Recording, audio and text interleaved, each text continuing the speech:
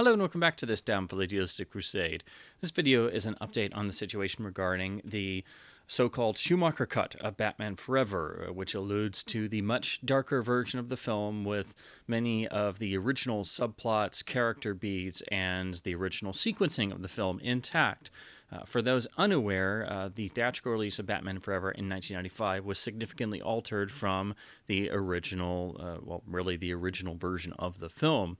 And we got glimpses of this even back when in the various music videos, such as the U2 Hold Me, Thrill Me, Kiss Me, Kill Me music video, which had footage not seen in the film.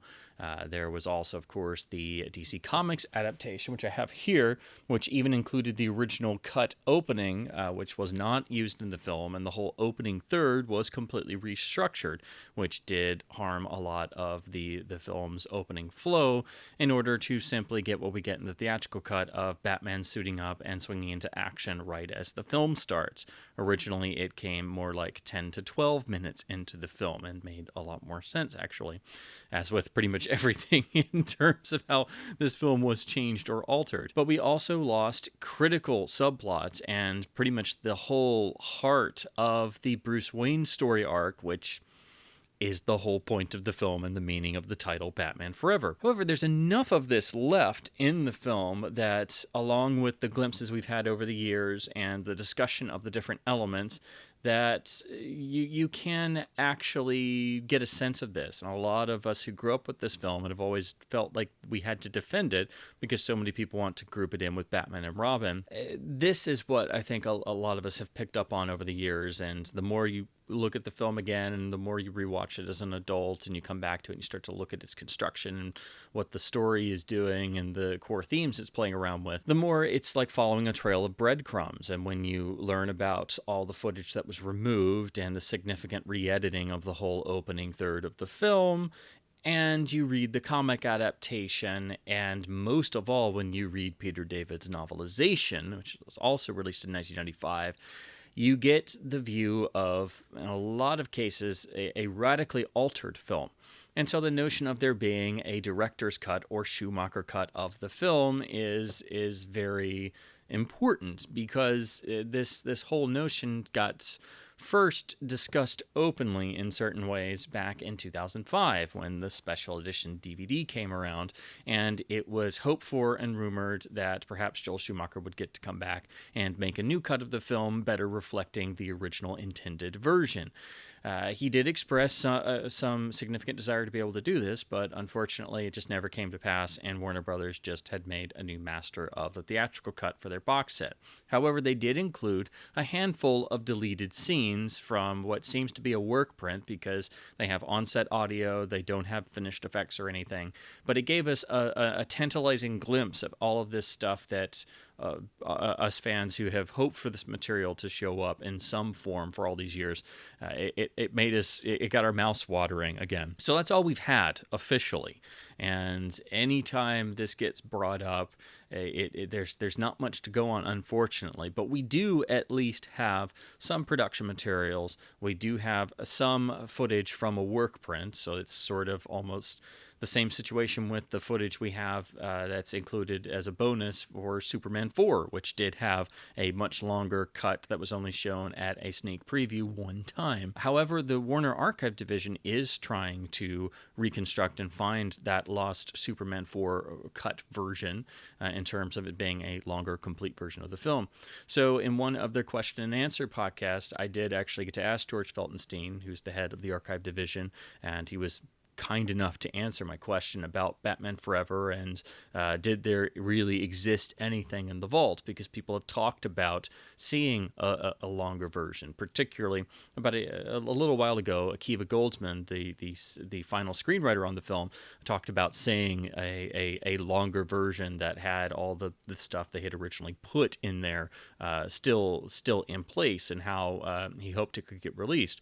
Well, George Feltenstein said that there was nothing that really existed in the vault that he was aware of in terms of it being a longer cut, but if anything would be done in terms of scanning something and trying to put together a version of the original edition, it would have to be reconstituted from the original elements, and it would be a very expensive process because you basically have to rebuild it from scratch, and you'd have to have a source to follow, and of course go back to the original shooting scripts. But also it's made all the more difficult because Joel Schumacher's unfortunately no longer with us. So the whole notion of making a director's cut of Batman Forever, you can't really do that. All you can do is perhaps reconstruct the original, essentially the shooting version of the film, basically going by the shooting script. And so it would be a reconstruction as best as possible.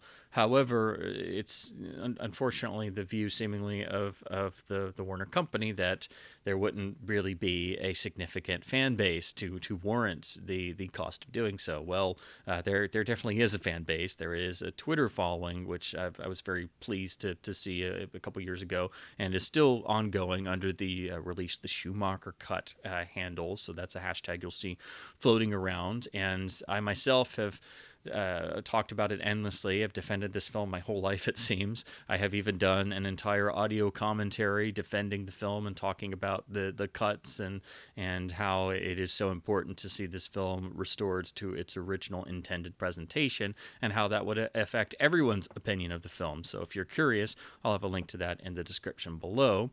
I've also even done change.org petitions as well. They didn't really go anywhere, but even those and little petitions I did showed that there was significant interest, and there is a significant fan base. And honestly, there's no reason not to do this, and it won't cost the excessive amount of money that the Snyder Cut of Justice League cost to do, and it gives you something to market as well. But you can't market it as a director's cut. It would have to be more of just a reconstruction. Now, it all depends on what is there in the vault, and reports have circulated more recently that there's perhaps a 170-minute version of the film sitting in the vault, or some sort of longer version with a lot of these original materials intact, the original sequencing, and the overall darker tone. Of course, we can't go into the Warner Vault, so the best resource we have is, again, when George Feltenstein was kind enough to answer my question in a good amount of detail, to give us a greater idea of what exists, which is, not what we wanted to hear in terms of, we all hope there's just, something sitting there and they can just scan it, and almost like the Warner Archive release of the TV cut of Superman the movie with all the extended and additional footage that is exclusive to that, which was an amazing thing to see actually get an official release. So for the past year or so, it's been a matter of simply trying to convince the Warner studio that and the company overall with the essentially with the Twitter following and the whole release the Schumacher cut idea that there is a significant fan base, and this would be something that would be a good idea to do, and there is enough audience interest to essentially, cover the cost of reconstructing the film. Well, that's how it stood until just a couple days ago when Kevin Smith first announced that he had a version of a longer cut of Batman Forever and would actually do a review of it. Now, this led to a lot of internet articles, and at the very least, it was getting the word out because, unfortunately, still not a lot of people are as aware of this film being changed around significantly in the edit and losing a lot of its inherent darker tone. So he did indeed review it, and it essentially was that someone provided him a copy of a longer version of the film that was in a rough state. So essentially, I think what it is a copy of the workprint of the film. And there has been a clip that has been shared around online of what seems to be from a vintage 1995 workprint that was seemingly dubbed to a VHS tape, so it has time code and everything. And of course, it's on-set audio, it's unfinished, the effects aren't finished and things. But it does have the additional bits and other things that we always knew were there. And that's probably a clip of what Kevin Smith is reviewing that he was provided a copy of. So it seems to be which was common at the time, perhaps a VHS tape dub of a work print that was not meant to get out, because obviously it's got the Property of Warner logo all over it and the time code and things, because it was a working work print copy. And this is the bread and butter of people who try to collect work prints of films to preserve material that would otherwise be lost. Most work prints only exist as copies of copies of copies of some VHS dub of a work print particularly from this period in the early to mid 90s. So I'm thinking this has got to be the source that Kevin Smith is reviewing, and the quality, as he put it, does seem it is watchable and decent. And I'm thinking this is probably what Akiva Goldsman saw about maybe a year or two ago when he was talking about having seen a longer version of the film with a lot of the original stuff still intact.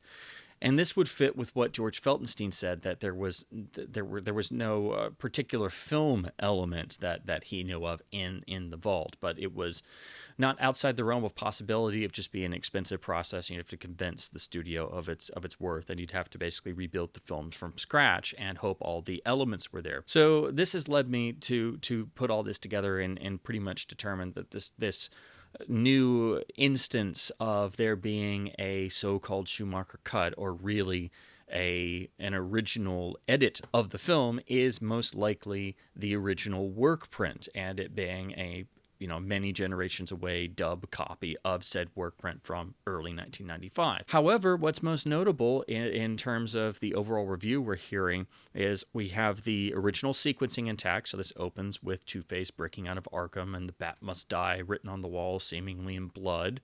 The film no longer opens with the bank heist. The original sequencing is intact. So when the bat signal goes off to break off the moment with Edward Nygma, it is to summon Batman to the bank and get into the opening action sequence. So we don't see Batman in Batman Forever until about 10 to 15 minutes in, and it actually flows better in that sense. We also get all of the crucial Bruce Wayne character introspection scenes. We get all of the material that was cut from the film, the famous image now of Val Kilmer standing in front of the giant bat, which is symbolizing Bruce's internalized lifetime's worth of guilt, because that's what the film is playing around with this version of Bruce Wayne. All that is present. So this is all the material that we expected to see in the so-called Schumacher cut, if there was ever an official version. And we did get some of this from a work print on the DVD. So it is entirely possible that the standard def quality of the work print footage was taken from this source they're talking about. It is possible that what Kevin Smith is reviewing is an actual copy of the full work print that we only got clips of. So there is something in the Warner Vault, it seems. And the clips on the DVD and that have been ported to the later releases had to have come from somewhere. So again, I can only assume that there is some kind of work print in the Warner Vault that produced those clips that we got on the DVD, just like there is some sort of work print material for Superman 4 that they also used as footage on the DVD. Whether it's complete, I don't know. What the condition is, I don't know. And I don't even know if it's entirely film. But there is something out there that is a seemingly complete work print. That's what Kevin Smith is reviewing. And that could be used as the basis for a reconstruction of the original version of Batman Forever. This is where we get into the scenario of, well, how do you make this work, and how do you do it, and how do you respect Joel Schumacher's wishes because he's no longer with us. This would not be a Superman 2 Donner cut type thing, but that did give us a precedent for something like this. This would have to be something more along the lines of the Blade Runner work print release, because this would really be a release of the work print of Batman Forever, because it doesn't seem like they got to do the final edit finish, or if they did, it may be lost to time in terms of it being conformed to the theatrical cut. And it's still unknown who actually was in charge of the theatrical release edit, and how much was the studio, how much was the director involved. And unfortunately, there's just not a lot of information. There's not really any to go off of. It's just what you can sort of suss out from the things that happen. So this would have to be like the release of the Blade Runner work print, and that has been a great boon to fans and was done as part of the various Blade Runner releases in a direct scan of the surviving work print source that first leaked in 1991 at the New Art Theater in Los Angeles and led to the 1992 making of the director's cut of Blade Runner and the whole rebirth of the film in popular culture. So this is not, we have we have two precedents, but particularly the release of the Blade Runner workprint, I think, is how this would have to be done. If there are film elements and if Warner wanted to actually put a budget into this, what would have to be done if all the original raw takes and things and the film materials were there for all the additional footage? This would have to be a reconstruction of the film. You could even use the new 4K master of the theatrical cut and merely put the new material in and do a new conformed edit. That would be something more along the lines of the Donner cut of Superman 2 or the editor's cut of Spider-Man 3. So again, I'm giving all these examples because we do have some precedent for this, and I'm trying to figure out the most realistic and possible way to pull this off. Now, that would require, an actual editor. That would require a budget. You'd have to scan all of the other footage. Again, if it exists, if it survives, and if it's in high quality.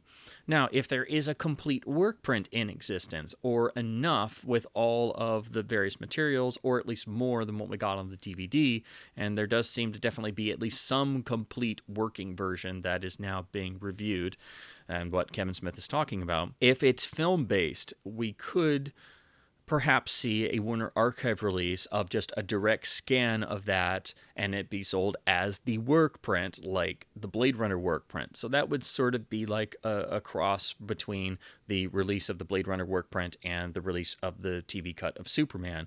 And that included the old extended cut of the film Blu-ray disc. So you had an official cut and the TV cut of Superman. So if the Warner Archive did this as a Blu-ray release, they could do another release like that where you had the work print of Batman Forever with like a 2K scan from this surviving film source, and then a copy of the new 4K master of the theatrical cut.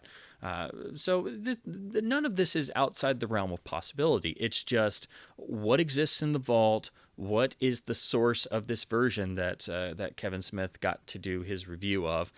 Is it feasible to work with this stuff? And if so, then how do we convince Warner Brothers to, actually, give us an official release of this? Because we all, a lot of us have been waiting a very long time.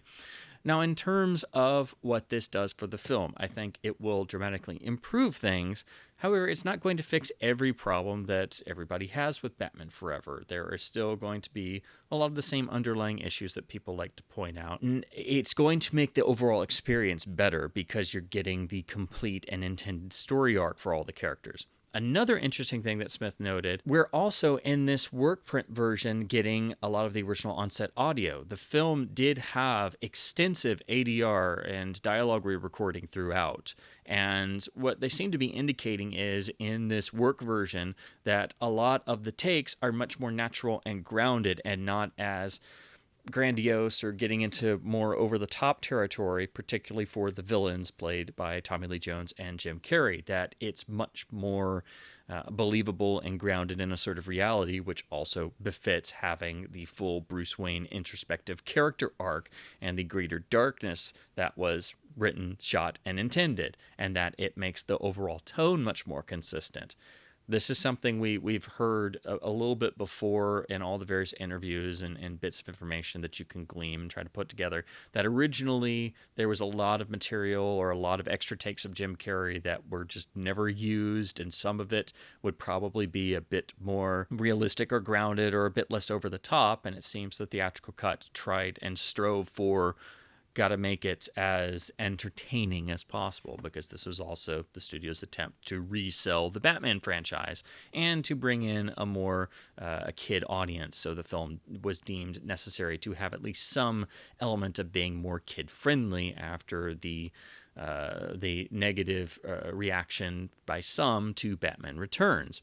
So you do have to keep that in mind, and it seems this plus the marketing and everything is what led to the editing and restructuring of the film in the first place, because at its core, Batman Forever is a very character-driven and quite dark and frequently somber story. You do get this more in the comic, and if you were wondering in terms of what a so-called Schumacher cut or original construction of the film, or essentially if you saw the work print, what that would entail, I would suggest you read the DC comic. This gives you a better idea of the material that we don't get in the theatrical cut, and this will give you at least a more general sense of what you would get in a so-called Schumacher cut, or essentially the work print of the film. It's not going to fix everything. It's not going to change a whole terrible lot of the overall plot, but the additional character beats and the restructuring of the opening to its original structure helps immensely.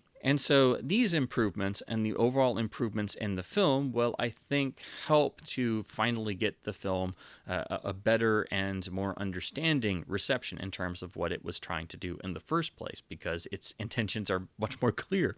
But also, it brings it much closer to what I think is the best rendering of the film, which is actually Peter David's novelization. Like most novelizations, and in terms of the great ones, this takes the promise of the film, and the author basically took it upon himself to enhance the film as much as he could and basically fix every single character flaw while maintaining all of the material that we didn't get in the film. This is one of the most substantially different novelizations I've ever come across, and remains my favorite film novelization of all time. This is such an effective re-rendering of the overall story of Batman Forever, which apparently Peter David was not a particularly big fan of, but he did really hit the ground running in trying to work with it and trying to sort of shape it into more of a cohesive story throughout. So if you love Batman Forever and you're just dying to see a supposed Schumacher cut, and you love the glimpses of footage we've gotten in other iterations and on the DVD from the work print footage, and you've read the comic cover to cover, and you wish we could see the film in its original state, and you haven't read Peter David's novelization, stop whatever you're doing, go find a copy on eBay or in a local bookstore, because if this was the film that had been made, and again, the original film was much closer to what we get here, this would probably be the best Batman film ever made, because Peter David so improves every single aspect of the Batman Forever story. And this is coming from someone who, this is still one of my childhood most beloved films, and one of my favorite Batman films, and still one of my favorite films, and I've defended this film my whole life. Even for me, the David novelization is the premier and best iteration of Batman Forever. It manages to bring the ideas of the original script drafts by the Bachelors, who came up with the Batman Forever story and intended it to be a direct return sequel, and what Akiva Goldsman brought into rewriting the film and making the final drafts with Joel Schumacher as director. All these disparate elements and this Batman Forever story arc and these renderings of the particular characters. It's Peter David who brings all these together and makes a fully cohesive rendering of this story. Every character is improved in this. All the deleted materials are here. The original structure is here. And it is much more grounded and realistic throughout. There is some nice humor, but it never goes into something that feels out of place. The Dick Grayson and Bruce Wayne relationship is completely improved. The entire characterization of Chase Meridian is completely redone from the ground up. And as much as I love the film, it just, I wish this is what we got in the film, because there's not a single element that is not improved. The character of Two-Face is brought much closer to his comic continuity, and the ending feels much more in keeping with Batman's no-kill rule. It is just a supreme rendering of this story, and I think getting a supposed Schumacher cut or something approximating the work print of Batman Forever will improve pretty much everything in the film, but it's not going to fix everything, but it will bring it closer to, again, what I think is actually the premier and best version of this story, which is Peter David's novelization. So if any of this intrigues you and you've never read the novelization, please just stop whatever you're doing, go check it out and see what you think, because it is, I think, it is still my favorite film novelization. It's the novelization that most dramatically improves upon a film, and it's a film I already love and adore and have defended my whole life. So That, I think, is a prime example of what this story could be. Now, for more background, there is an incredible interview by the guys at Superhero Stuff You Should Know. They did a wonderful interview with Lee and Janet Batchelor, who were the original writers of what became Batman Forever, and did do several drafts. So I've got a link to that in the description below, along with the commentary I did for the theatrical cut of the film and talking about a lot of these differences. And there's also versions of the Batchelor screenplay for Forever and Akiva Goldsman's rewrite that are floating around online. So I've got some links to those in terms of if you want to try and look at some of the original drafts to get a better idea of this stuff and what could turn up in a so-called Schumacher cut, which in reality would be just a reconstruction of the work print of the film and an attempt to reconstruct the original intended iteration of Batman Forever. So again, this is more just an update to some things I've already done, most of the stuff I've discussed in my audio commentary, but I wanted to put something together because this is the first bit of news we've had on getting some version of the original edit of Batman Forever released, with a lot of this deleted material that is so crucial to this particular story. And I do still believe this is the most underrated of all Batman films, because at its core, it's getting at elements of the Bruce Wayne character that no other adaptation really has done, and it does so in such an earnest way that it really kills me that so many want to just write this film off and they immediately include it with Batman and Robin, which really is a pale imitation of this film shoved into a different kind of film that the studio wanted. And that's a whole other realm of discussion in and of itself, but they should be kept separate. They are two distinct different things, and this is a better film than people give it credit for.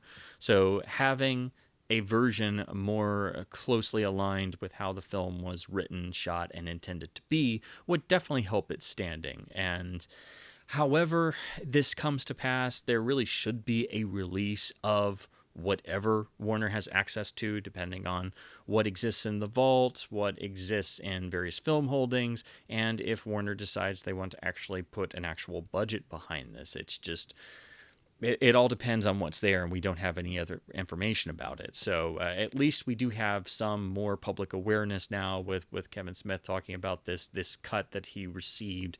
And again, it does seem to be some version of a work print of the film. So whether this eventually happens as a work print release in the style of the Blade Runner work print as an extra, or an extra presentation, or something like the Warner Archive release of the TV cut of Superman the movie, or if this turns into an official studio release of a reconstruction of the film, if that's possible, and if they decide they want to do it. I think those three scenarios are the closest to what we're going to see if Warner actually listens to us. Worst case scenario, I think, would be if we only have the same sort of standard def source as what gave us the work print clips on the old DVD. Worst case scenario, we could maybe get a full standard def copy of the work print, and that at least would, finally give us something. So at the very least, I hope we can at least get a clean standard def official copy of whatever copy of the Batman Forever work print they had and used for those DVD clips, because just getting the film in its original sequence with all the footage we've never seen fully with the non-ADR original audio would be a major victory for those of us who have been clamoring for this film to have a greater acceptance and for people to actually look at it critically and analyze it properly and understand that there are good things in there. But the theatrical cut of the film definitely muddied the waters a lot. So I hope this has been at least somewhat fun and informative, and I hope to further spread the news of some version of a longer, darker version of Batman Forever actually being in existence, and to help further generate discussion, and hopefully we can see some kind of official response from Warner Brothers and at least some iteration of the original film turn up on some kind of official release, depending on what the elements are, what the budget is, and just any iteration would be helpful, whether or not it's an extra on a release of the film that also hopefully is a 4K master that actually includes the original audio track, because unfortunately all the 4K UHDs of the original 4 Batman films do not include the original audio mix. But whether it's an extra or a standalone release or a brand new reconstruction, however it happens, it should happen. There's no reason for it not to happen. So if we can get the word out more and get more discussion generated, then hopefully we can show Warner Brothers that there is enough of a fan base. And again, there's no reason to not bring the film back to some original iteration of its original form. And as always, thank you ever so much for watching. I haven't had that much luck with critics and the general public. Maybe it's because the original edit of your film was never released and shown to critics and the general public.